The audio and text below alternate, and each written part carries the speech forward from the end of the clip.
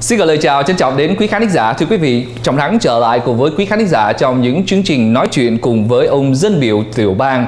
Và trong chương trình kỳ này, chúng tôi xin một lần nữa trân trọng giới thiệu đến quý khán thính giả ông dân biểu tiểu bang Travis Allen. Good morning, sir. How are you? Good morning. Doing great. Thank you. Very good, and welcome back to the show. Thank you very much. Well, it's been a while since last time that we met and we talked about the California drought issue. This time, we almost ending of the fiscal year in 2015, right? Yes. So, could you please just give us a little bit about a recap about what you did in year 2015? Got it. So 2015 was a very busy year for the California legislature. What we did, the biggest thing that we did was we stopped tax increases.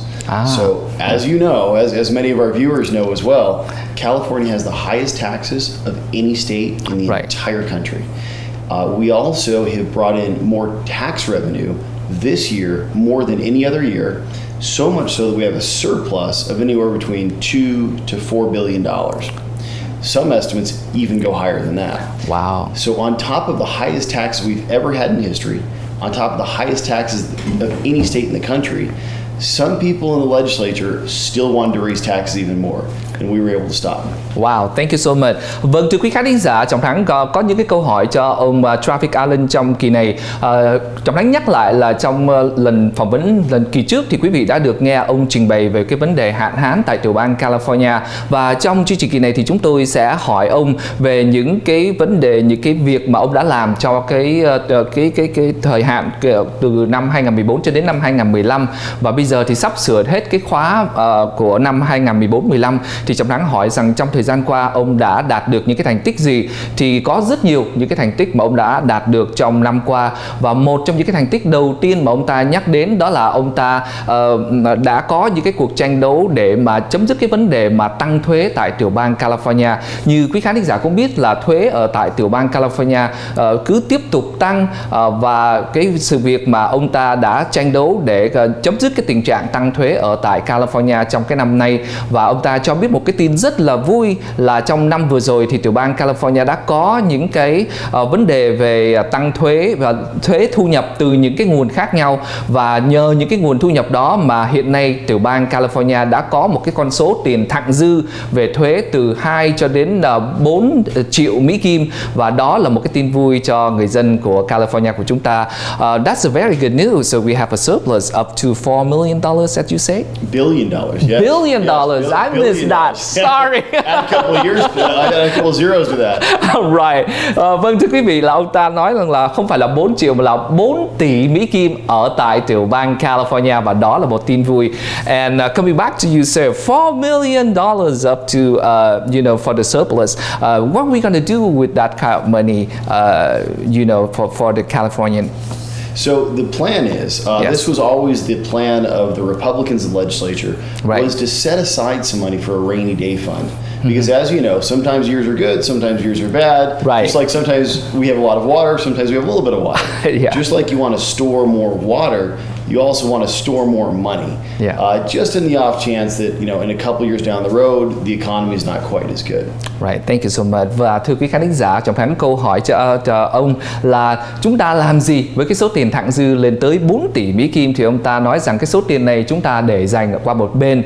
Cũng giống như là ông ta giải thích cho chúng ta biết là ông ta đưa ra một cái thí dụ là giống như là cái nguồn nước ở California có năm thì chúng ta dư, có năm chúng ta thiếu, cho nên là chúng ta phải có một cái nguồn nước dự trữ. Thì tiền thặng dư kỳ này lên tới 4 tỷ Mỹ Kim thì cũng giống như vậy, chúng ta phải dự trữ đó để trong những cái trường hợp mà chúng ta bị thiếu hụt ngân sách thì chúng ta sẽ có cái số tiền thặng dư này để đập vào trong những cái số tiền thiếu đó, và sẽ dùng đó để chi trả cho những cái vấn đề liên quan đến ngân sách của tiểu bang California. Và coming back to you again, so beside the California tax increasing that you stopped as of this year, what else do you achieve during 2015? Got it. So one of the big things we did, and we should talk a little bit more about the tax as well, because there's two separate taxes. But yes. We both stopped both of those. Right. One of the other big things we did was we had a lot of discussion about the state water and how we're going to get more water to Southern California. Right. Because as you know, Northern California has a lot more water. Down here, we're kind of in a desert. Right. So we need to ship a lot of water in. We did a big water bond in the last election cycle. That money has still not been spent though. Oh. So there was a lot of conversations about how to spend that money, but this is kind of the problem sometimes with the state government is there's a lot of talk but not as much action.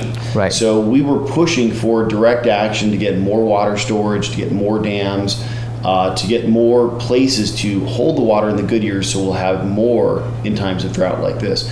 That unfortunately did not go anywhere. So many of the people were pushing hard for more water and more water storage.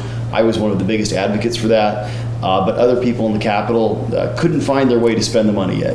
So we're still in a bad drought and still the state government has not worked to fix it yet. Thank you so much, sir. Vâng, thưa quý khán thính giả, trở lại cùng với quý vị thì Trọng Thắng định hỏi ông về những cái vấn đề khác về những cái việc mà ông ta đã đạt được trong cái năm vừa qua. Thì ông nói là cái vấn đề về tiền thuế thì vẫn còn nhiều những cái việc khác để nói. Tuy nhiên là một trong những cái vấn đề mà ông ta đưa đến cho quý khán thính giả vừa qua đó là về vấn đề mà hạn hán ở tại tiểu bang California. Thì ông ta vẫn cho biết rằng là miền Nam của California hiện nay vẫn đang chịu những cái sự khô hạn rất lớn, không giống như là miền Bắc California. Thì ở khu vực mà Sacramento hoặc là San Francisco thì quý vị biết là cái nguồn nước nó có nhiều hơn ở miền Nam, cho nên là hiện nay là một trong những cái vấn đề mà ông ta tập trung và tranh đấu cho chúng ta là làm sao mà có được những cái nguồn nước dự trữ và những cái vấn đề mà xây dựng về những cái đập nước để dự trữ nước và phân bố nước cho đến miền Nam California của chúng ta. Đó là một trong những cái mục tiêu rất quan trọng và hàng đầu của ông ta hiện nay để giúp cho chúng ta có thể vượt qua khỏi cái vấn đề mà hạn hán ở tiểu bang chúng ta. Yes sir, coming back to you again. Okay, so another thing that we worked on was traffic. Traffic, so, yes. As you think about California, there's three things that come into my mind, other than the fact that we have beautiful people and beautiful weather, and it's a great place to live. Yes. But there's three big problems we have. One is we have the highest taxes in the country, as we just mentioned. This makes it tough for individuals to make ends meet, send their kids to school, for additional schooling and do the things that families want to do because there's less money because the state takes so much in taxes. Right. It also makes it more difficult for our companies because our companies pay higher tax as well, and so it makes it harder for them to hire more people, which means that it doesn't help our unemployment. It keeps people out of work because companies will start here in California, but when they expand, they expand into other states. Right. So one of the biggest problems is taxes. The other big problem we have is water. As we all know, there's a drought going on, and the state needs to do more to fix that, but actual action. And that's what they've not done so far. The third biggest problem that affects all Californians, affects me on a daily basis, is when I drive anywhere in California, there is traffic. For anyone that's outside of California, if you're not visited, please come. It's beautiful. We have beautiful weather, beautiful beaches. But just be prepared to sit in traffic for a little bit of a while because there's a lot of cars on the road. So the problem is that our roads, no one's paid attention to our roads for a long time. Our roads need to be widened. We need to have more throughput in our cities and between our cities. And so we call it our traffic infrastructure needs a lot of work. There was a plan that we put forward as the Republicans in the Assembly to fix a lot of the traffic in California. We were going to spend $6 billion to fix it.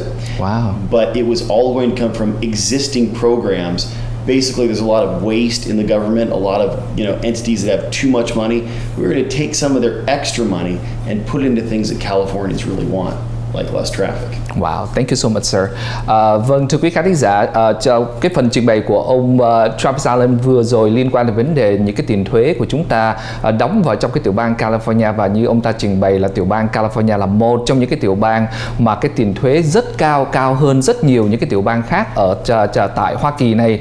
Và cái tiền thuế sử dụng đó thì ông ta muốn dồn vào cho cái mục tiêu đó là giải quyết về vấn đề tắc nghẽn giao thông hiện nay ở California.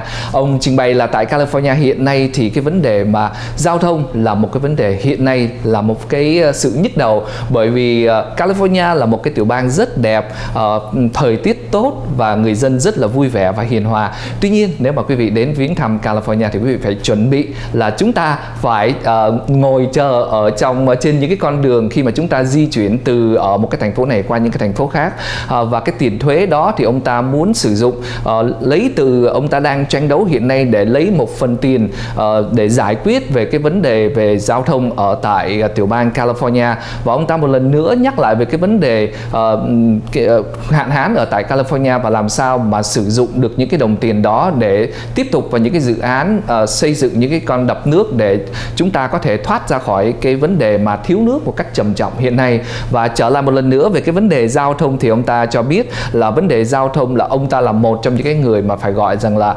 rất là khó chịu trong khi những cái ngày mà đi làm và phải bị ngồi ở trong cái traffic quá lâu, cho nên là đó là một trong những cái mà ông ta muốn thúc đẩy để mà chúng ta có thể làm thêm những cái làn đường trên những cái xa lộ để có thể phần nào giải quyết cái vấn đề mà bị kẹt xe ở trên tất cả những cái xa lộ ở tại tiểu bang California. Và ông ta cũng có nhắc tới một ít về cái vấn đề mà các cơ sở thương mại của chúng ta phải trả thuế rất cao, và cái điều này sẽ làm cho cái vấn đề mà thuê mướn công nhân sẽ trở nên khó khăn hơn. Và lý do đó cho nên là một số những cái hãng xưởng đã phải đưa những cái công ăn việc làm đó qua những cái tiểu bang khác không phải ở trong California. Vâng, thưa quý khán giả, chúng tôi sẽ trở lại ngay sau phần thông tin thương mại. We don't have enough time, so we're gonna come back after the commercial break. I'll be here. Thank you. Vâng, thưa quý khán giả, chúng tôi sẽ trở lại ngay sau phần bảo trợ thương mại.